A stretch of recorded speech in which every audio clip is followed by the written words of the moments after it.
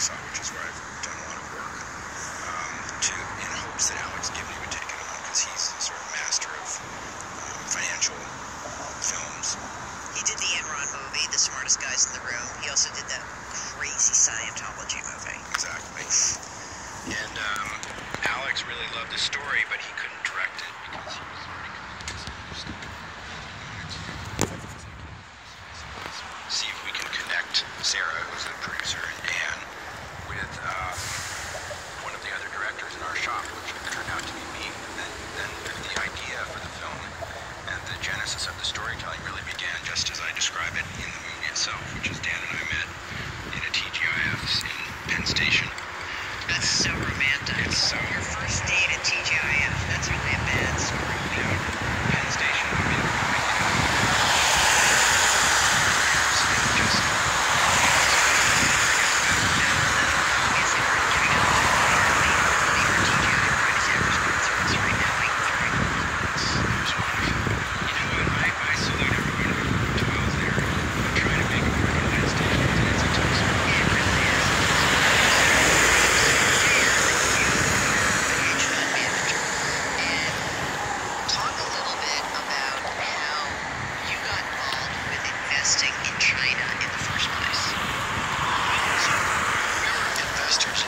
sense of the term, value investors, and done it all in the mid-2000s, running up to 2008.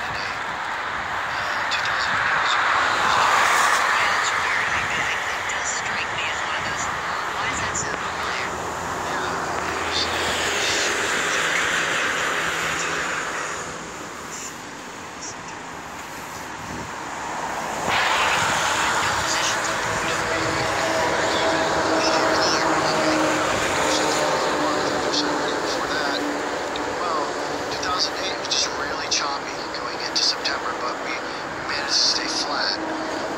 as far as not up or down, but by November we're down 79%. 79.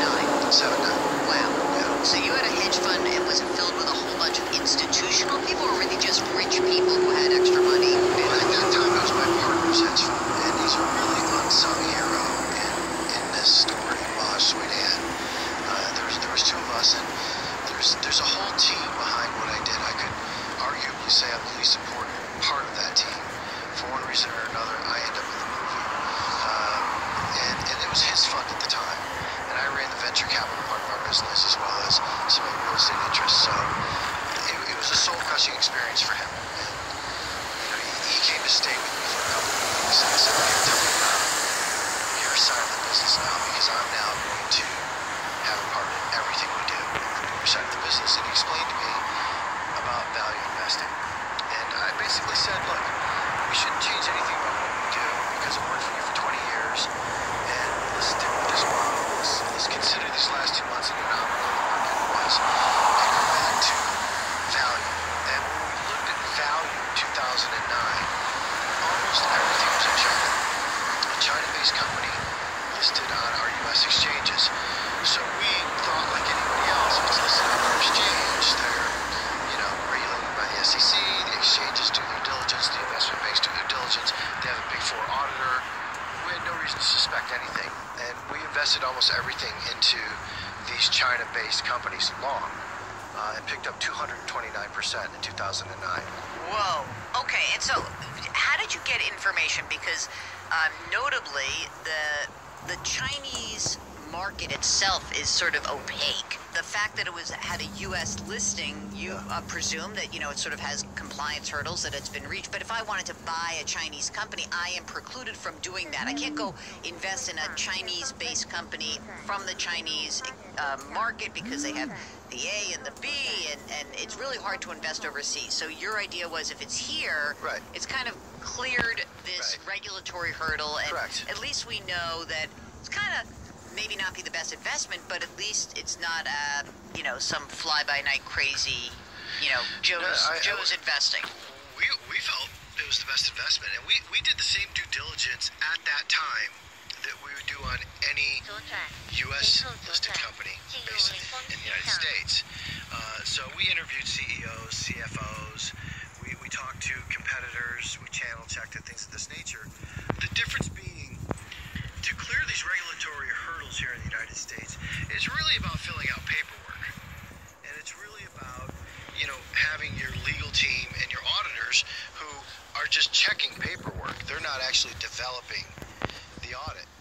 turn in the numbers and they look at them. And remember that just in speaking to, like we just mentioned, Enron very briefly, Jed, that like you would imagine that if you are telling this story and you say, hey, look, it's a listed company.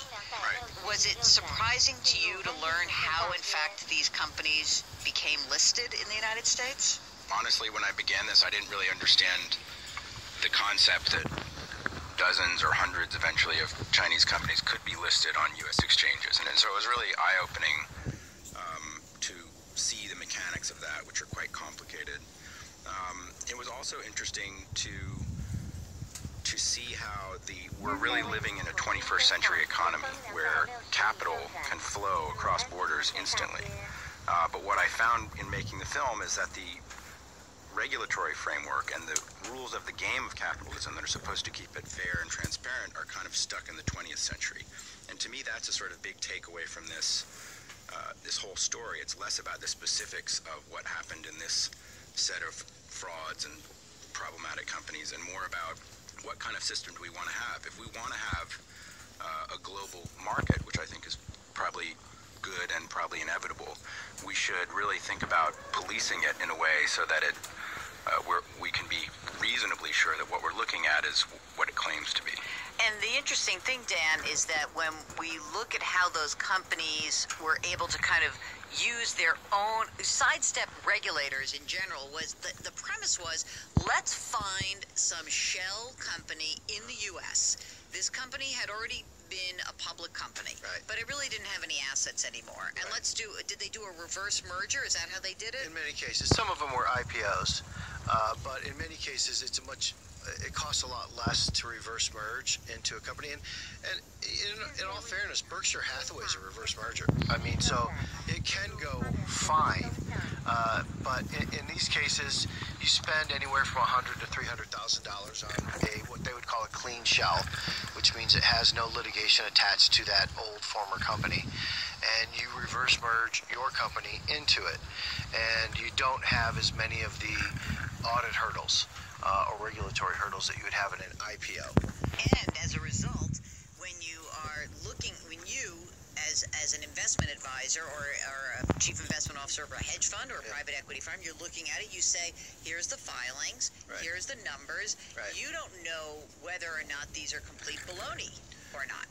Right. I mean, because they've been filed. Right. You, I presume, started from the premise like these are the numbers. Well, I start from the premise that you take these numbers at face value, especially when they're not guidance or outlook. These are actually empirical numbers of what they say they did in the past, and you work backwards into if they're lying, there are repercussions. People from Enron and WorldCom, Tyco, they went to jail. That doesn't happen so much anymore, but that's a whole other segment. And then you find out that it's not illegal in China to steal from an American citizen. No, I think that's a point of pride. I could point to a case where Ming Zhao from Buddha Coal stole $450 million from U.S. investors. We exposed that, and a year later he was appointed to provincial Congress. Oh my God. So you're not elected to Congress there, right? You're appointed. So they'll literally pin a medal on you for stealing $500 million for U.S. investors. So let's go back. You go 2009, you make 200. So you didn't go out of business in 2008, so that was good. Yeah. 2009, you make 229%, and then what's the next part of this? I mean, you're killing it. Well, there were critics like Carson Block from Muddy Waters and Alfred Little, who's John Carnes, that were saying a lot of companies that we had invested in, and maybe we had gotten out of these companies because they had a price target, not because we thought they were fraudulent, but because we bought it at 9 and sold at 28 or whatever it was. They were saying they were frauds, and my partner Maj and I got together and we said, look, we were either good at what we do or we were lucky, and we need to figure that out or we're going to be out of business. So we hired our own China team to prove the short sellers wrong, and we gave them 30 companies to go look at, and they came back and they said the short sellers are wrong. They're understating the problem. Oh my God. I love the part in the movie where there's a guy who goes up and sort of knocks on the door of the Chinese company and says, hey, I want to give everyone free tea. That'd be so nice. Can I just bring you some free tea? And you guys had thought, how many employees did they say they had at that point? They said they had, say maybe hundreds. Yeah. Well, look, they had one truck driver with and 40 people, I believe he said. Yeah, we have 40 people here. Something like 10x of what it was, and there are all kinds of stories that we have to go through. The tea salesman was a good idea at getting an employee count, and the bravery of some of these China investigators. I mean, they're risking jail time.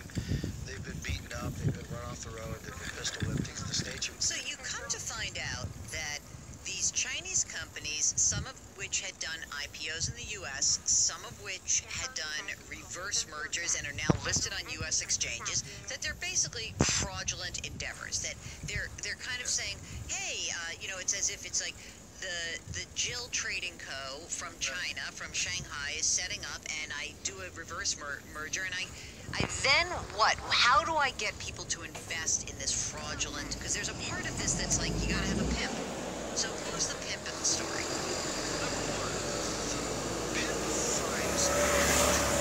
So a Chinese chicken farmer doesn't wake up one day and understand how to defraud the U.S. capital markets. Good point. So people from the United States go there to any kind of B-level operator and say, what could you do with $50 million? And this B-level operator will say, my business will be this big. That's why I'm holding my hands way out. And the pimp, as you call them, says to them, look, all you have to do is tell everybody your company's already that big. Money. And they build it out. Nobody's going to get hurt. And by the way, if you get caught, you did nothing illegal in China, so you can't be prosecuted. And if you get caught in the U.S., then what happens? In other words, if you lie to the SEC, what happens if you're a Chinese person?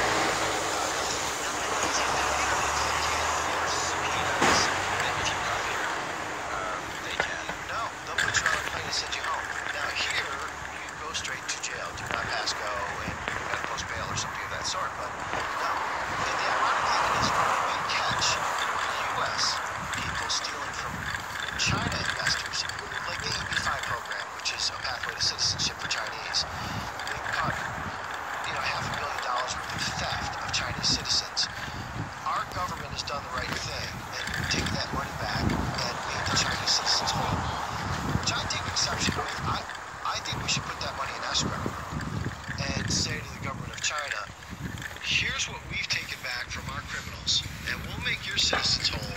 You do the same. They get the companies, they list, they get them out to the public, and then it's sort of like, it's a little bit like a boiler room almost, that like they've got to set up a shop where they can now distribute these ideas and get people to invest in them. So what is the distribution mechanism for these Chinese companies that are pretending to already have the $50 billion? There were cadre cartel, dealmakers, authors, lawyers, and really what it became is for the savvy investor or say somebody who took a short side of the sale, you just say, okay, so they have this one let's look into which is has had companies in the past. This is the bank they use, okay, that's 2 strikes. This is the law firm they use, okay, that's 3 strikes. And then you develop a profile based upon that.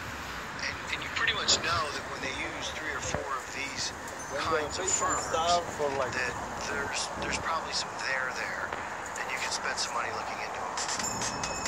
This is Better Off with Jill Schlesinger. We'll get back to our interview with Dan David and Jed Rothstein of the China Hustle in just a minute. I want to really take a turn here because we're talking about how individuals make investments in these highly speculative types of companies that were based in China. That is something that I don't recommend. The CFP in me watched that movie and felt a little anxiety and saying, why are people doing this? It just doesn't have to be that hard. That's why I'm so pleased that Betterment is the sponsor of this podcast. And Betterment believes in a much more traditional way of thinking about investments, not trying to hit it out of the park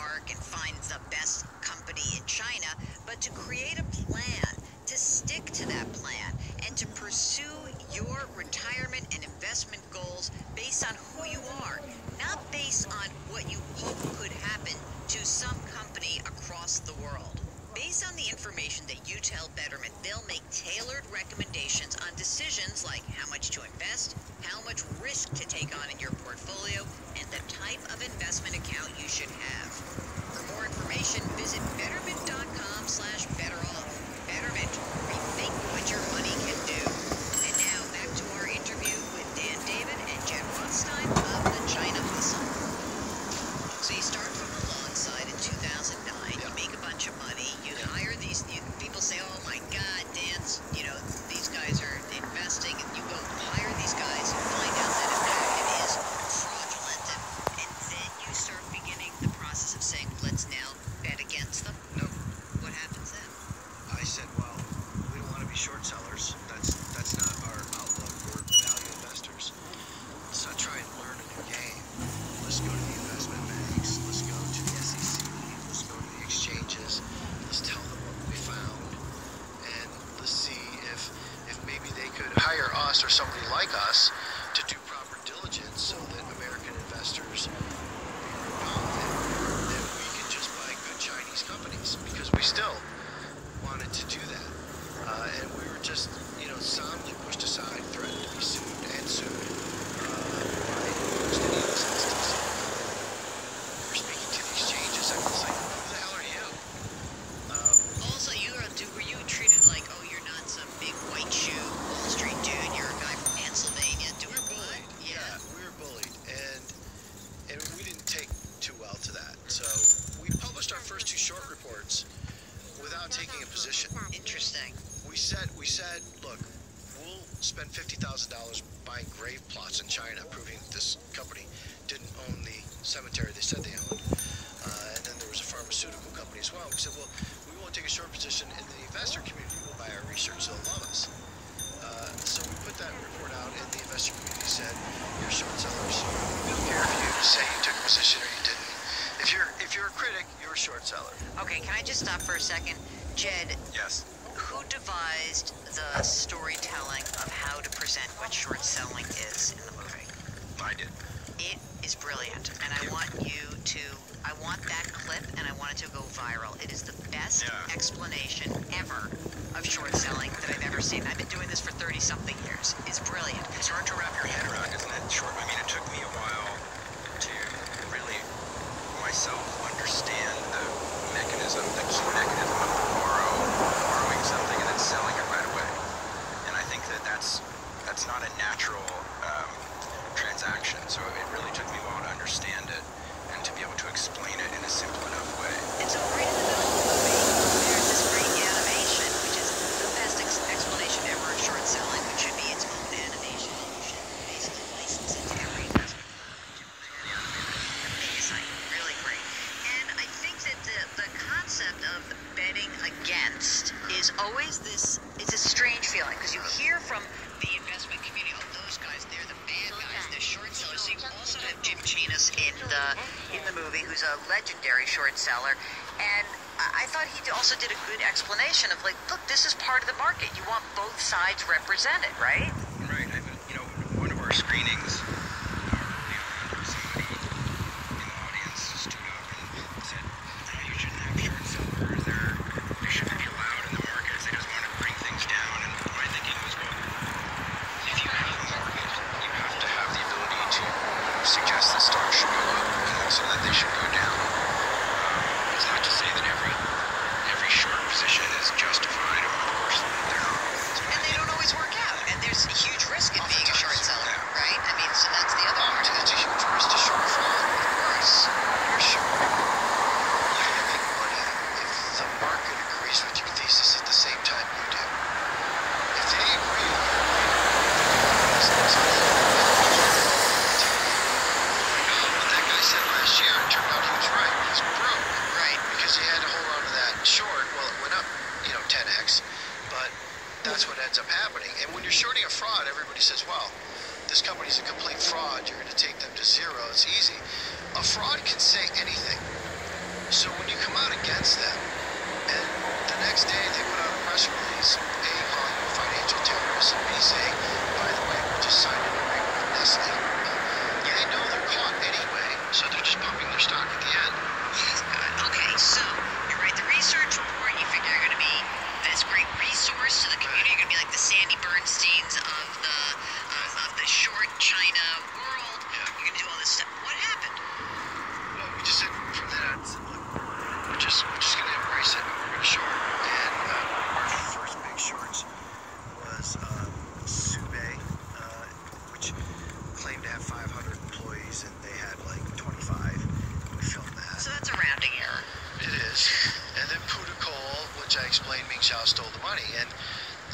when that was a huge shock to the market.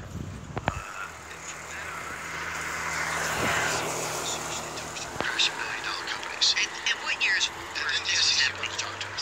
Let's talk about this. So what years, so we now know kind of the progression. What years did you start actively shorting and making money? 2011. Just in 11 or 11, 12-ish? When did Oh, from 11 on. 11 on. I'm almost exclusively short now. Okay, and so why did they want to come talk to you when you started making money and crashing companies? Well, because it turned out that we knew what we were doing. And look, you have to understand that the SEC takes a great amount of calls every day from anyone from it's intelligent, investor to a company. And they don't know who you're talking to. When you make a name for yourself, it's still a one-sided conversation. Don't get me wrong. It's not like you go to the SEC and they tell you what they're thinking and you tell them what you're thinking. You tell them what you're thinking, period. And people have often said to me, you know, you meet with the SEC and you give them this time-lapse surveillance and this lock-solid fraud. So that's a good day for me. A great day for the SEC is when I took all of that and I made a mistake.